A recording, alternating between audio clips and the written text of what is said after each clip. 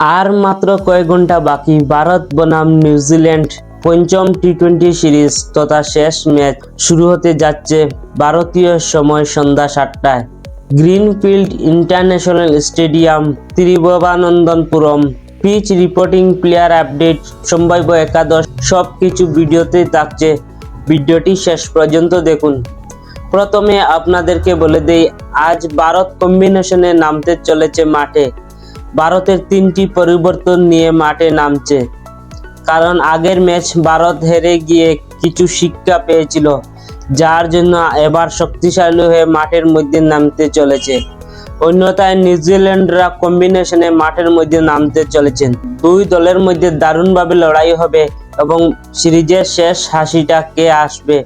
বন্ধুরা, আপনাদেরকে বলে দেই, তিরুবনন্তপুরম স্টেডিয়ামে পিচ সাধারণত ব্যাটার এবং বোলারদের জন্য সুবিধা, তবে বেশি রাত্রে হলে ডিউ হওয়ার সম্ভাবনা অনেক বেশি, যার জন্য যে দল টসে জিতবে সেই দল ফিল্ডিং করারও সিদ্ধান্ত নেবেন। ভারত সম্ভাব্য একাদশে কি পরিবর্তন নিয়ে মাঠের মধ্যে নামতে চলেছেন।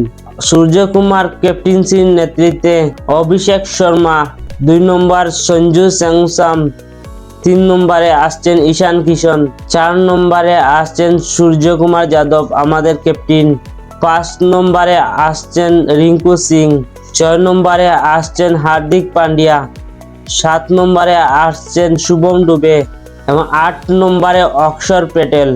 অক্ষর প্যাটেলের যদি সুস্থ হয়ে যান পুরোপুরি, তাহলে মাঠের মধ্যে খেলবেন। যদি তিনি সুস্থ না হন, তাহলে উনার জায়গায় কুলদীপ নামবেন। 9 নম্বরে অর্শদীপ সিং, 10 নম্বরে জাসপ্রীত বুমরা এবং 11 নম্বরে আমাদের স্পিন বরুণ চক্রবর্তী। এই 11 জনের সদস্য নিয়ে ভারত আজকে খেলবে ম্যাচে। আপনাদেরকে একটি কথা বলে দেই, ভারত যখন প্রথম সিরিজটি খেলেছিল, এই প্লেয়ারদেরকে নিয়ে খেলেছিল। আজ শেষ ম্যাচ একই প্লেয়ার নিয়ে ভারত খেলবে। অন্যথায় নিউজিল্যান্ডরা শক্তিশালী হয়ে মাঠের মধ্যে নামছে এবং তারা ম্যাচে পুরোপুরি কামব্যাক করে তাদের ওয়ার্ল্ড কাপের জন্য আত্মবিশ্বাসটা যেন আরো বাড়িয়ে যায়।